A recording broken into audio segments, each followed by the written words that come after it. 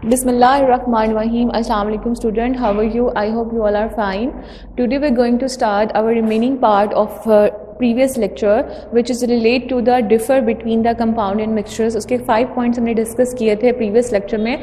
2 points remaining थे तो वो 2 points पहले हम करेंगे, उसके बाद हम discuss करेंगे atomic number and mass number. So start करते हैं. अब हमने कल compound and mixtures का different पढ़ा था, तो थोड़ा सा उसको reveal करते हैं अपने lecture को.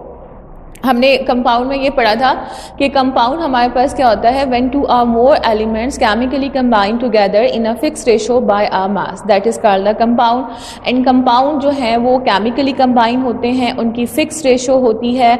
और इसके अलावा हमने ये भी पढ़ा था they represent by the exact chemical formula. और उसके बाद हमने मिक्सचर में ये पढ़ा था when two or more element and compound physically combine together in without any fix ratio, तो वो क्या कहलाता है, मिक्सचर कहलाता है. ठीक है, तो मिक्सचर में हमने ये पढ़ा था कि उनकी फिक्स जो है वो क्या नहीं होती, फिक्स कंपोजिशन नहीं होती, उनके जो कॉन्स्टिट्यूएंट होते हैं वो अपनी आइडेंटिटी को लूज नहीं करते, जबकि कंपाउंड के अंदर क्या होते हैं, जो उनके कॉन्स्टिट्यूएंट होते हैं वो अपनी प्रॉपर्टीज को क्या कर देते हैं, या अपने कंपाउंड की प्रॉपर्टीज को क्या कर देते हैं, लूज कर देते हैं, और entirely different type of new compounds हमें न्यू टाइप ऑफ प्रोडक्ट जो है वो बना कर देते हैं.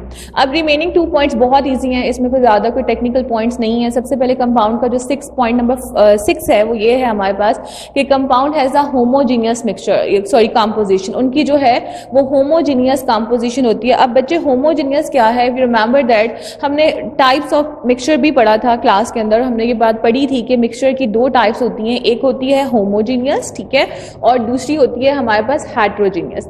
अब होमोजीनियस क्या है, होमोजीनियस का मतलब मैंने यहाँ पे लिखा हुआ है, होमो मीन सेम, ठीक है, and we can also say that. अब होमो का मतलब क्या होगा, ऐसा mixture, the mixture that have a uniform composition throughout, कि जिसकी कंपोजिशन जो है वो यूनिफॉर्म होगी, एक जैसी होगी, वो क्या कहलाएगा, होमोजीनियस मिक्सचर कहलाएगा. लेकिन यहाँ पर हम कंपोजिशन की बात करें तो होमोजीनियस जो है वो हमारे पास क्या होगी, सेम टाइप ऑफ जो है वो क्या होगी, कंपोजिशन होगी.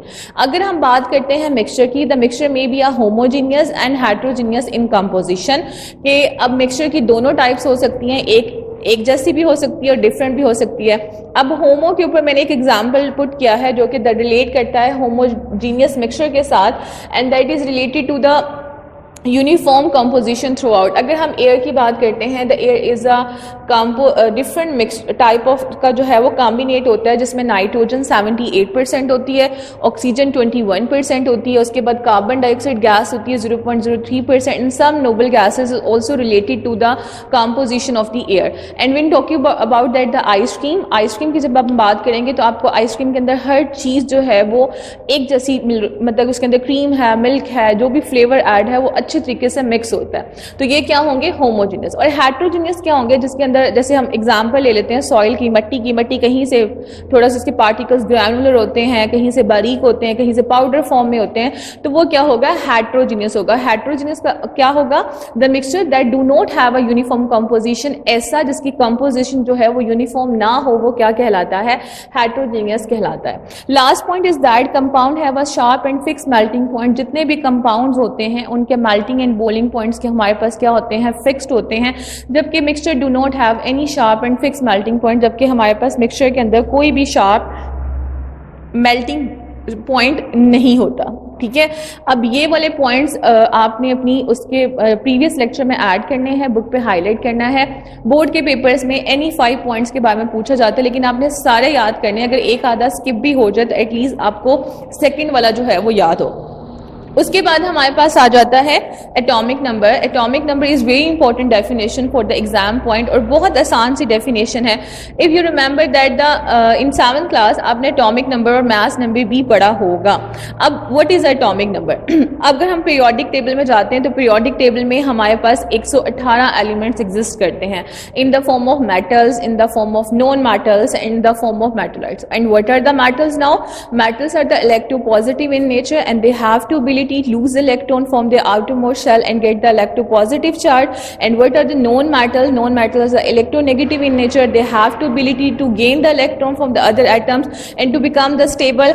And उसके बाद अगर हम मेटलाइट्स की बात करेंगे तब ऐसे हमारे पास एलिमेंट्स जिसके अंदर दोनों की प्रॉपर्टीज प्रेजेंट होंगी, किसकी भला, मेटल्स की भी और नॉन मेटल्स की भी. ठीक है, तो अब 118 एलिमेंट्स के अंदर हमने एलिमेंट्स को अरेंज किया है in on the basis of their atomic number. अब जैसे hydrogen atomic number 1, helium atomic number 2, lithium atomic number 3, क्योंकि अभी आप प्रीवियस क्लास में हो, अभी आपको इतना ज़्यादा कॉन्सेप्ट नहीं होगा, लेकिन आहिस्ता आहिस्ता आपने एटॉमिक नंबर्स को याद करना है। So what are the definition of the atomic number?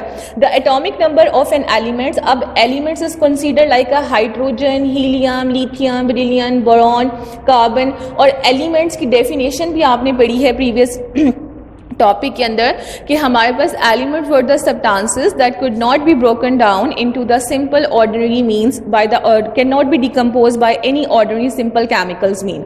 और मॉडर्न डेफिनेशन ऑफ एलिमेंट में हमने ये बात पढ़ी थी कि एटम ऑफ द, हमारे पास जो atom of the element having the same atomic number, या atom which is made up of the same atomic number but different mass number, same atomic number, and could not be decompose by the chemical ordinary means. और उसको हम decompose नहीं कर सकते। Atomic number जो है वो सेम टाइप ऑफ एटम से मिलकर बनते हैं, उनके एटॉमिक नंबर भी सेम होते हैं।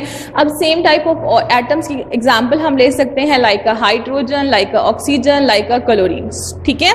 सो the atomic number of an element is equal to the number of protons. अब सबको पता है कि हमारे पास 3 फंडामेंटल पार्टिकल्स ऑफ एटम्स होते हैं which is relate to the electrons, protons and neutrons. जब हम इलेक्ट्रॉन्स की बात करते हैं तो electrons that are revolving around the nucleus, और अगर हम प्रोटॉन एंड न्यूट्रॉन की बात करते हैं that are the central part of atom which is called the nucleus. So atomic number जो है वो elements is equal to base करते हैं number of proton present in the nucleus of an atom. अब जरा एक एटम बनाया है मैंने यहाँ पर, and this atom is relate to the carbon atom.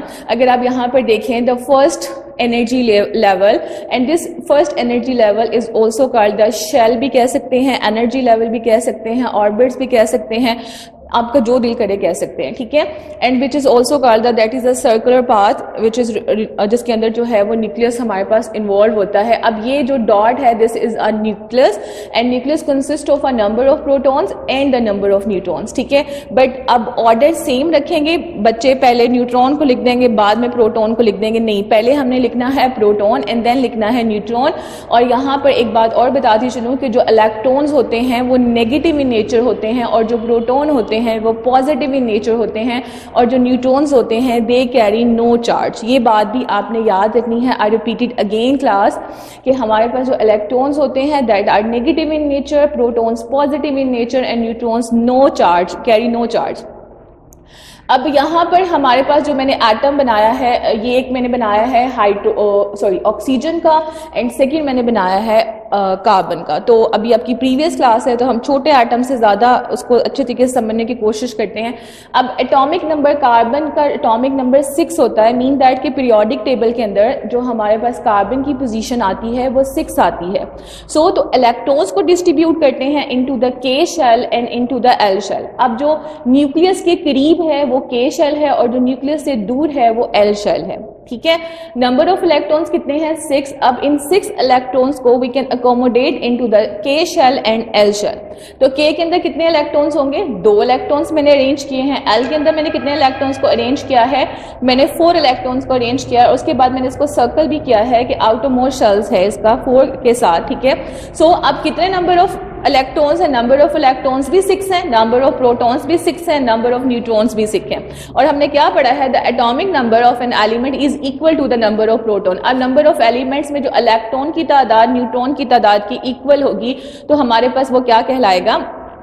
Atomic number. लेकिन हमने इसमें यहाँ पे सिर्फ इस चीज को कंसीडर करना है कि नंबर, हमारे पास number of atomic number of an elements, मतलब कि एटॉमिक नंबर ऑफ जो 6 है वो किसके इक्वल होगा? नंबर ऑफ प्रोटॉन्स के। यहाँ पे एटॉमिक नंबर 6 है, that is equal to the number of protons which is. अब नंबर ऑफ प्रोटॉन्स कहाँ पे प्रेजेंट है? Number of protons are present in the nucleus of an atom.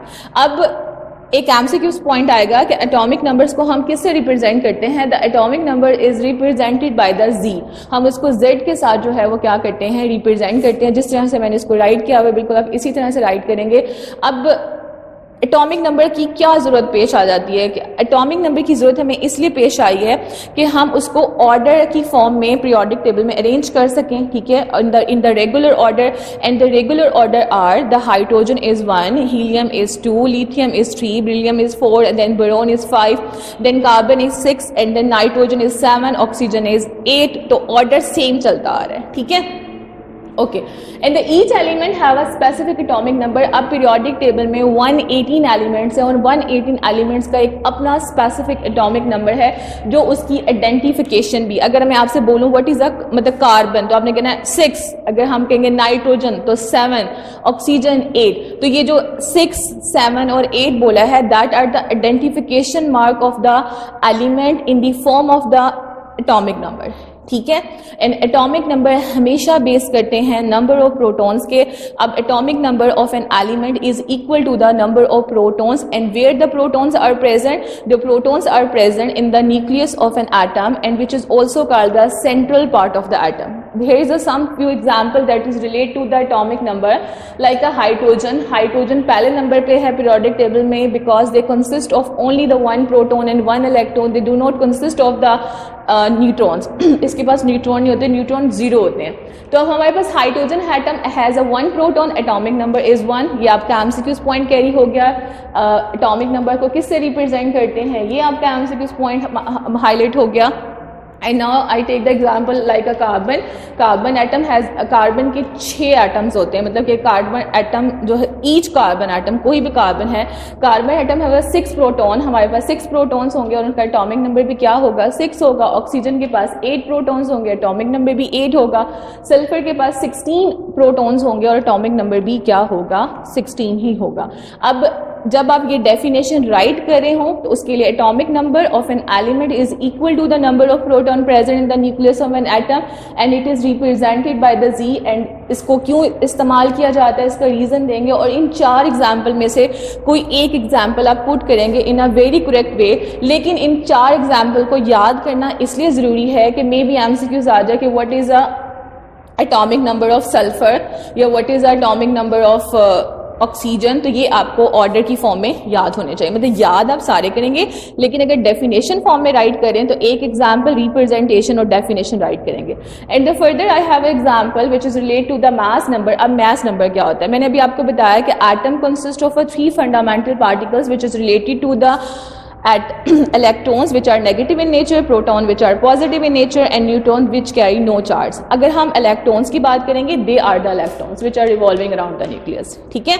और प्रोटॉन्स क्या है, ये जो मैंने एक डॉट लगाया हुआ, इस डॉट को मैंने यहाँ पे इसलिए रिप्रेजेंट किया है कि यहाँ पे थोड़ी सी जगह नहीं थी, तो मैंने बताया है कि इस डॉट के अंदर जो न्यूक्लियस है इसके अंदर कौन सी चीजें प्रेजेंट होती हैं, नंबर ऑफ प्रोटॉन्स होते हैं और नंबर ऑफ न्यूट्रॉन्स होते हैं। सो द मास नंबर क्या होगा, the sum of number of protons and neutrons. अब अगर मैंने यहाँ पर एक एटम बनाया है ऑक्सीजन का, तो ऑक्सीजन के इलेक्ट्रॉन्स कितने हैं, 8, ठीक है। नंबर ऑफ प्रोटॉन्स कितने हैं, 8। नंबर ऑफ न्यूट्रॉन्स कितने। अब हमने इलेक्ट्रॉन्स को कंसीडर नहीं करना, अब हमने इसमें 2 चीजें कंसीडर करनी है जो कि न्यूक्लियस के अंदर होंगी। Number of proton is 8 and number of neutron is also 8। अब इन दोनों को सम करेंगे तो आंसर हमारे पास आना चाहिए 16। अब यहाँ पे ये बात लिखी हुई है the sum of number of proton. अब नंबर ऑफ प्रोटॉन ऑक्सीजन का कितना है, 8, एंड उसके बाद sum of number of neutron, oxygen का न्यूट्रॉन कितना है, 8। अब इसको सम करें, 8 + 8, आंसर इज 16। तो अब अगर हम कह सकते हैं कि पूरे ऑक्सीजन का मास कितना है, उसका वेट कितना है, दैट इज 16, ठीक है। अब जितने भी हमारे पास इसका, अब इसका जो यूनिट जो है वो क्या होगा जब हम इसको कैलकुलेट करेंगे, that is relate to the 1 AMU, जो आपकी बुक में भी लिखा होगा। ईच प्रोटॉन और न्यूट्रॉन का जो मास होगा वो इक्वल होगा हमारे पास, तकरीबन जो है वो हमारे पास क्या होगा, रिप्रेजेंट करेंगे AMU के साथ। And AMU is the atomic mass unit, ठीक है। So the definition are the sum of number of protons and neutrons present in the nucleus of an atoms, के हम sum करेंगे number of protons को और neutrons को। अब ये proton and neutrons कहाँ पाए जाते हैं, nucleus of atoms के अंदर पाए जाते हैं, और इसको हम किससे represent करते हैं, इसको हम represent करते हैं A के साथ, ठीक है। एंड उसके बाद हमारे पास एग्जाम्पल है the mass number of carbon is 12। अब कार्बन का 12 कैसे आया, number of proton 6, ठीक है, क्योंकि एटॉमिक नंबर 6, एटॉमिक नंबर हमें पढ़ा है वहाँ पे the atomic number of an element is equal to कि एटॉमिक नंबर जो है वो इक्वल हो जाते हैं नंबर ऑफ प्रोटॉन्स के विच is present in the nucleus of an atom. अब कौन सी चीज न्यूक्लियस में प्रेजेंट है? प्रोटॉन्स प्रेजेंट हैं, और यहाँ पर सम किस चीज को कर रहे हैं? प्रोटॉन्स एंड न्यूट्रॉन्स को कर रहे हैं। And where are the protons and neutrons are present? Nucleus के अंदर प्रेजेंट होंगे। कौन से न्यूक्लियस के अंदर? एटम के न्यूक्लियस के अंदर जो है वो प्रेजेंट होंगे। अब ये हम कह सकते हैं कि ये कहना हमारे लिए बिल्कुल भी गलत नहीं होगा कि ये हमारे पास ऑक्सीजन है और ये हमारे पास क्या है? कार्बन, मतलब ये ऑक्सीजन का एटम है और ये कार्बन का एटम है with complete number of electrons, protons and neutrons. Electrons are revolving around the nucleus, ये रिवॉल्व हो रहे हैं न्यूक्लियस के अंदर in the shell, energy levels and the orbits, we can say the जो भी आपको बेटर लगे। उसके बाद हमारे पास number of protons and number of neutrons है which is present in the nucleus of an atom. Okay, अब आगे आपके पास क्या है कि भी अब हम यहाँ पे लिखा हुआ है कि इट इज कैलकुलेटेड एज, अगर हमने कैलकुलेट करना हो तो एटॉमिक नंबर को हम mass number is represented by the A is equal to the, हमारे पास क्या हो जाएगा? जी, और साथ में प्लस एन। अब एन क्या है? N is the number of neutrons, और बाज कुछ ऐसे एलिमेंट्स भी हैं दे कंसीडर द या दे प्रोसेस द, उनके पास दे हैविंग द, उनके पास एक्स्ट्रा नंबर ऑफ न्यूट्रॉन्स भी होते हैं। ठीक है, ये हम फर्दर डिस्कस करेंगे। एग्जाम्पल में आप लिख सकते हो मास नंबर ऑफ कार्बन कितना हो सकता है? 12। कैसे आया? आपने सम किया है number of proton and number of neutrons को, बट नंबर ऑफ प्रोटॉन और नंबर ऑफ न्यूट्रॉन्स का कॉन्सेप्ट आपको तभी समझ आएगा जब आपको एटॉमिक नंबर याद होंगे। अभी मैं रैंडम एटॉमिक नंबर्स के नेम ले रही हूँ। जैसे अब मैंने यहाँ पे नेम लिया है हाइड्रोजन का, वो ऑर्डर की फॉर्म में है, फिर उसके बाद 6 आ गया, फिर 8 आ गया, 16 आ गया। तो एटलीस्ट आपने जो प्रीवियस 9 के स्टूडेंट्स हैं वो कम से कम इन रैंडम एलिमेंट्स के एटॉमिक नंबर्स को याद करें। जब हम चैप्टर नंबर 3 की तरफ आएंगे तो फिर हम ऑर्डर की फॉर्म में atomic number with their elements को याद करेंगे। ठीक है, अच्छा जी, आगे आ जाता है atomic number of carbon, mass number of carbon आ गया, जिसके अंदर हमने सम किया है नंबर ऑफ प्रोटॉन्स को एंड नंबर ऑफ न्यूट्रॉन्स को। अब प्लीज बच्चे इसमें आपने इलेक्ट्रॉन्स की एडिशन नहीं करनी। ओके, एंड नेक्स्ट हमारे पास है मास नंबर ऑफ ऑक्सीजन। अगर हम मास नंबर ऑफ ऑक्सीजन की बात करते हैं तो नंबर ऑफ प्रोटॉन 8 है एंड नंबर ऑफ न्यूट्रॉन भी 8 है। अगर आप दोनों को प्लस करेंगे, सम करेंगे, तो आंसर आएगा 16। And I hope 9th class आपने इस कॉन्सेप्ट को अच्छे तरीके से अंडरस्टैंड किया होगा, और जो जो मैंने यहाँ पे पॉइंट्स मार्क किए हैं, हेडिंग्स बनाई हैं, एक्स्ट्रा पॉइंट राइट किए हैं, वो सारे आपने अपनी बुक के ऊपर अच्छे तरीके से हाईलाइट करनी है। इंशाल्लाह नेक्स्ट लेक्चर में आपसे फिर मुलाकात होगी। तब तक अपना बहुत सारा ख्याल रखिएगा। अल्लाह हाफिज़।